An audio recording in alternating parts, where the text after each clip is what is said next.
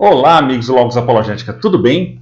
Aqui neste vídeo vamos à parte 2, onde eu respondo o tal detetive da fé, né? Vamos responder aí o tal detetive da fé, que é tão bom que não consegue ver as falhas e as manipulações ali do Antônio Miranda, do Tonho Miranda, né? Nos textos bíblicos ali e tudo mais, nas citações, né?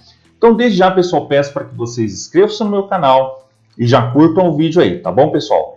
Então vamos lá ver a segunda alegação dele aí, né? Que é sobre a contradição lá de Êxodo e Deuteronômio, tá bom? Não são fundamentalistas que pegam tudo lá na Bíblia e falam é verdade. Eles reconhecem porque estudam, porque são pessoas que têm mente aberta. Então, complicado isso aí. Tô falando muito essa frase, hein? Mas enfim, vamos lá. Vamos ver qual é o próximo malabarismo aqui. O 18:20 vai dizer o seguinte: o filho não levará a culpa do pai, nem o pai levará a culpa do filho. Tá, isso daí seria Ezequiel 18:20. Ezequiel 18:20, tá. Assim como a gente vê também em João capítulo 9, onde Jesus diz que o cego não está naquela condição por causa do pecado do pai ou por causa do seu pecado, etc. Então, veja que Deus está falando, né? Tem outras passagens também que endossam isso, que ele jamais vai punir um filho pelo pecado do pai. Não existe isso, né? Porém, Êxodo 25 diz, Êxodo 20, versículo 5 diz: eu, o Senhor teu Deus, sou Deus zeloso, que castigo os filhos pelos pecados dos pais até a terceira e quarta geração. Aí fica complicado. E ainda acrescento, também tem Deuteronômio 24:16, que estaria mais próximo aí do Êxodo, né? Se nós pegarmos o Pentateuco assim e colocarmos em ordem, tá mais próximo do que Ezequiel. Em Deuteronômio 24:16 também está a mesma coisa. Era uma lei que Deus instituiu para o povo, de que aquele que pecasse, que pagasse pelos seus pecados, que será o responsável a pagar pelos seus pecados. Então, se o pai pecou, ele que paga pelos seus pecados. Se o filho pecou, ele que paga pelos seus pecados. Nenhum dos dois pode pagar pelo pecado do outro. Cada um se responsabiliza pelo seu. É basicamente isso aí. Agora vamos ver qual é o malabarismo aqui do nosso querido apologeta. Aqui ele contrasta Êxodo 20, versículo 5, onde Deus diz que castiga os filhos até a terceira e quarta geração, com Deuteronômio 24:16, que afirma que cada um morre por seu próprio pecado. Opa, Antônio não citou Deuteronômio. Antônio só citou Ezequiel 18:20. Então, se ele falou de Deuteronômio, que foi algo que eu falei aqui nesse vídeo agora, isso quer dizer que ele deve ter talvez cortado o vídeo, né? Imagino que não deve ter sido numa má intenção, deve ter sido mais para reduzir o tempo, né? Mas deu para entender o contexto aqui. Só que ficou claro que ele deve ter cortado o vídeo aí do Antônio. Êxodo 25 refere-se às consequências naturais do pecado, que podem afetar gerações futuras. E prestem bem atenção nessa parte. Ele não vai trazer um argumento para resolver o problema. Simplesmente vai ler e pronto. Tá, mas a solução não vai apresentar. Prestem bem atenção. Né? Exemplo, vícios, padrões de comportamento. Já Deuteronômio 24:16 trata da responsabilidade individual perante a lei. Não há contradição, mas complementariedade. Como é que isso se complementa? A única resposta dele foi só complementariedade. Como é que isso se complementa? Tem contraste aí. Quem pecou é que paga pelo seu pecado. Deuteronômio lá e Ezequiel. Só que em Êxodo, Deus está dizendo claramente que visita a iniquidade dos pais nos filhos ou carrega o pecado, os problemas dos pais nos filhos também, castiga eles por causa dos pais, na terceira e até a quarta geração. Gente, será que eu tô doido? Esse senhor aqui é um expert em mentir na cara dura, sem expressar nada assim. Será que eu que desaprendi a língua portuguesa, desaprendi lógica, desaprendi as coisas, como é que funcionam as coisas na vida? Eu que estou errado aqui? O texto está tão claro, os textos estão tão claros, o contraste aí está tão claro, que ele vem na cara de pau falar que não tem contradição aí, gente. Eu estou incrédulo, estou mesmo incrédulo aqui, por isso que eu não estou sabendo nem o que falar diretamente, sabe? Estou incrédulo. A capacidade dele falar isso na cara dura, velho. E tem gente que bate palma, que acredita mesmo. Mas geralmente pessoas que batem palma devem ser desinformadas, estudam menos que ela aí, por isso estão sendo enganados. Ou são aquelas pessoas que realmente estão vendo que tem problemas aí na Bíblia, tem contradições. mas daí querem só ouvir alguma coisa que seja confortante para elas, né? Essas pessoas. Elas querem ouvir o que querem, não o que precisam. Aqui essas pessoas, ouvem o que precisam ouvir.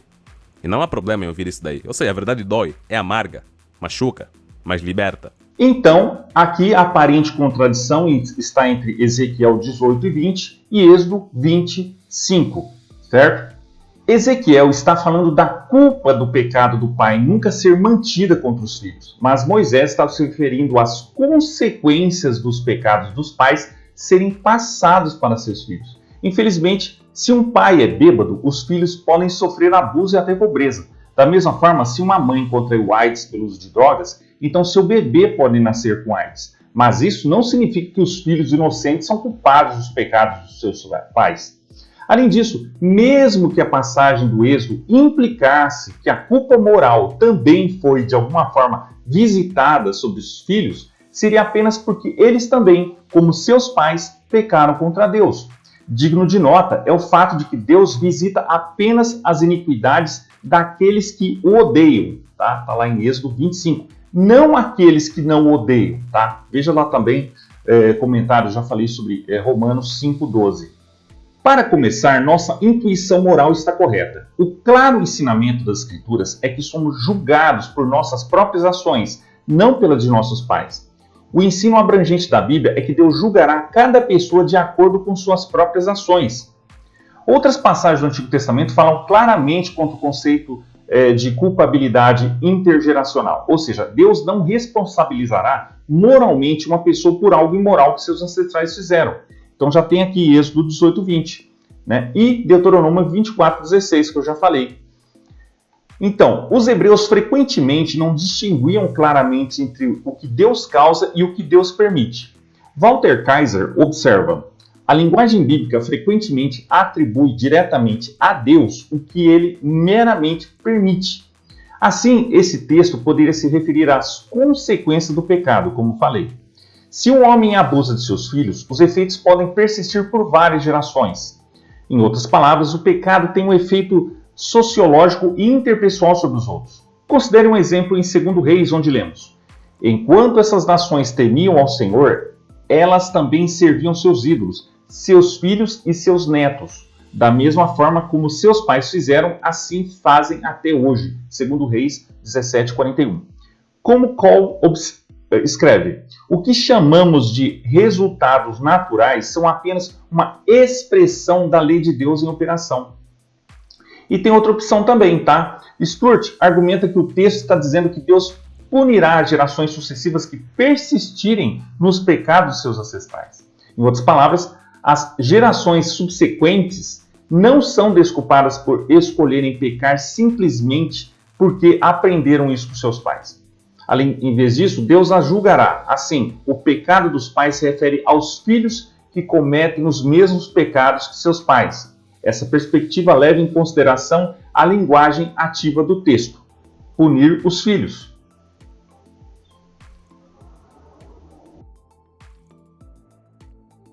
Isaías 45:7 ele diz: eu crio as trevas, eu crio a luz, eu crio o bem, eu crio o mal. Não há outro Deus que faça todas essas coisas, senão somente eu, né? Então Isaías 45:7 também vai endossar isso. Porém, quando a gente vai em trechos como Deuteronômio 32, 8 e 9, é dito que o Altíssimo, Elion, ele distribuiu a terra, e quem herdou a terra do Deus Elion foi o Deus Yarvá. Ou seja... Viram? Mais de um Deus aí. Primeiro ele citou passagens que demonstram que só existe um único Deus na Bíblia, como Isaías 46, que o Antônio citou. E depois citou Deuteronômio 32, onde um Deus distribuiu terra para outro Deus. Yarvá seria esse Javé, que seria esse, o Deus do cristão hoje, né? Misturado lá com Jesus e sei lá o que, umas paradas aí doidas. Ele herda somente o povo de um outro Deus. Mas em Deuteronômio 4:35 já vai contradizer isso. Olha só. Ao te mostrar essas coisas, Deus quis te ensinar... Herda o povo ou a terra? Não ouvi bem essa parte, melhor voltar aqui para entender se herdou o povo ou a terra. Que o Altíssimo, Elion, ele distribuiu a terra, e quem herdou a terra do Deus Elion foi o Deus Yarvá. A terra para o povo. Ou Isso. seja, ele herda somente o povo de um outro Deus. Mas em Deuteronômio 4:35 já vai contradizer isso. Olha só.